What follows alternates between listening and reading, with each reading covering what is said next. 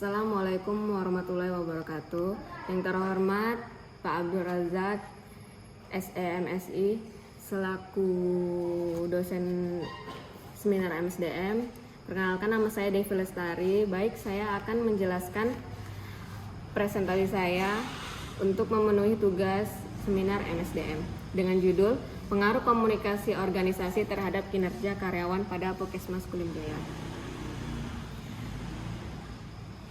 Baik, adapun pokok pembahasan dalam presentasi ini yaitu pendahuluan, telaah pustaka, dan metode penelitian.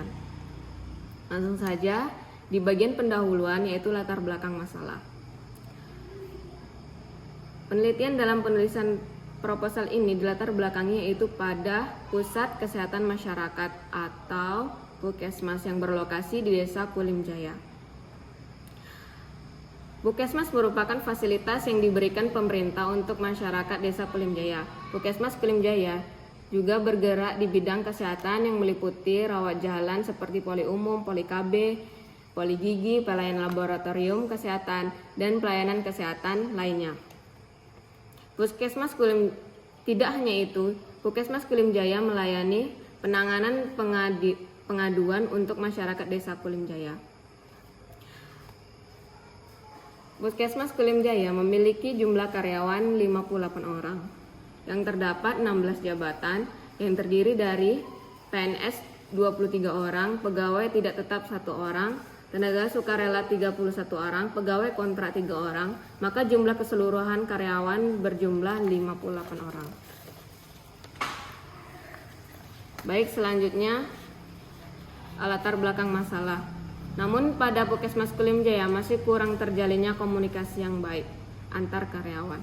Menurut Kepala Puskesmas Kulim Jaya, kinerja karyawan tidak selalu baik, bahkan ada beberapa menurun, kadang beberapa tugas belum terselesai dengan tepat waktu. Kondisi seperti ini tidak bisa dibiarkan terus terjadi, karena Puskesmas merupakan unit kinerja publik pemerintah yang bertanggung jawab memberikan pelayanan yang baik terhadap masyarakat desa. Dan ini menjadi fenomena yang menarik untuk peneliti terkait dalam masalah ini. Selanjutnya yaitu rumusan masalah dan tujuan. Adapun rumusan masalah yaitu apakah komunikasi organisasi berpengaruh signifikan terhadap kinerja karyawan dan pada Puskesmas Kulim Jaya. Dan adapun tujuannya yaitu untuk mengetahui dan menganalisis pengaruh komunikasi organisasi terhadap kinerja karyawan pada Puskesmas Kulim Jaya. Selanjutnya manfaat penelitian yaitu yang pertama bagi peneliti. Penelitian ini untuk menambah wawasan serta pengetahuan peneliti mengenai komunikasi organisasi dan kinerja karyawan. Yang kedua bagi instansi, penelitian ini sebagai sumber informasi untuk suatu instansi atau perusahaan mengenai pentingnya kinerja karyawan dan bagaimana mengelola komunikasi organisasi dengan baik sehingga menghasilkan kinerja yang efektif dan efisien. Dan bagi pihak lain, peneliti ini sebagai bahan referensi dan sumber informasi bagi peneliti lain untuk melakukan penelitian selanjutnya. Selanjutnya yaitu landasan teori. Komunikasi adalah proses menyortir, memilih dan mengirim simbol-simbol sedemikian rupa agar membantu respons atau makna dari pemikiran yang serupa dengan yang dimaksudkan oleh komunikator. Kotler 2007. Sedangkan kinerja yaitu hasil kerja secara kualitas dan kuantitas yang dicapai oleh seorang pegawai dalam melaksanakan tugasnya sesuai dengan tanggung jawab yang diberikan kepadanya. Mangkunegara 2007 halaman 67. Selanjutnya penelitian terdahulu. Adapun penelitian terdahulu yang saya ambil dari jurnal-jurnal sebagai sumber rujukan pada penelitian ini dapat disimpulkan dari ketiga jurnal ini bahwa komunikasi organisasi berpengaruh terhadap kinerja karyawan. Selanjutnya yaitu struktur penelitian. Komunikasi organisasi sebagai variabel X dan kinerja karyawan sebagai variabel Y. Diduga komunikasi organisasi mempunyai pengaruh yang signifikan terhadap kinerja karyawan pada Puskesmas Kulim Jaya Kabupaten Indragiri Hulu. Selanjutnya operasional variabel. Variabel dengan indikator skala ordinal. Komunikasi adalah suatu penyampaian energi dari suatu tempat ke tempat yang lain, seperti dalam sistem saraf ataupun penyampaian gelombang-gelombang suara. Edi Sutrisno 2018 halaman 30. Dengan dimensi komunikasi ke bawah, komunikasi ke atas, komunikasi horizontal, dan komunikasi diagonal. Dengan indikator komunikasi ke bawah sebagai instruksi, tugas rasional, informasi, dan balikan.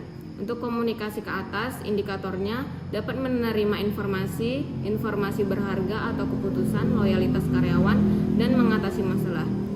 Dan komunikasi horizontal, mengkoordinasi kerja, informasi kegiatan kerja, dan memecahkan masalah. Sedangkan komunikasi diagonal yaitu hubungan komunikasi dua arah, penyampaian komunikasi, dan pemimpin memberikan instruksi, petunjuk, informasi, dan menjelaskan kepada bawahannya.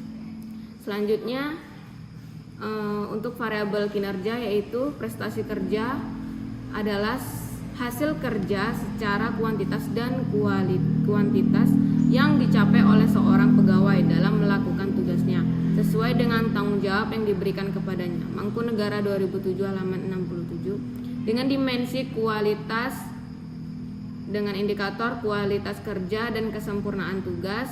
Dimensi yang kedua kuantitas dengan indikator jumlah unit dan jumlah siklus aktivitas. Dimensi yang ketiga ketepatan waktu dengan indikator pekerjaan yang diselesaikan dan memaksimalkan waktu. Selanjutnya yaitu lokasi penelitian, populasi dan sampel. Untuk lokasi penelitian dilakukan di Puskesmas Kulimjaya Kabupaten Indragiri Hulu, Jalan Markarti Raya, Desa Kulimjaya, Kecamatan Lubu Batu Jaya. Dengan populasi dalam penelitian ini yaitu karyawan pada Puskesmas Kulimjaya yang berjumlah 50 orang. Dengan sampel yang diambil adalah seluruh karyawan pada Puskesmas Kulimjaya yang berjumlah 58 orang dengan menggunakan metode sensus sampling genus. Untuk selanjutnya yaitu jenis dan sumber data. Penelitian ini menggunakan metode deskriptif, kemudian dianalisis secara kuantitatif dengan sumber data primer dan sekunder. Primer itu menggunakan angket atau kuesioner, dan sekunder itu menggunakan buku atau jurnal. Data primer yaitu data yang diperoleh langsung dari objek penelitian tentang tanggapan responden melalui angket dan kuesioner. Sedangkan data sekunder yaitu data yang diperoleh dari buku atau jurnal. Selanjutnya teknik pengumpulan data yaitu ada wawancara, kuesioner, dan dokumentasi. Wawancara merupakan mempertanyakan secara langsung, mengadakan tanya jawab kepada personalia instansi untuk memberikan penjelasan atas nama instansi. Dan kuesioner yaitu mengumpulkan data dengan cara menyusun pertanyaan yang diajukan kepada karyawan untuk mendapatkan data dengan cara penyebaran angket atau Google Form. Sedangkan dokumentasi yaitu pengumpulan data yang dilakukan untuk mencari data atau info secara langsung yang diperoleh dari objek peneliti yaitu pada Puskesmas Kulimjaya.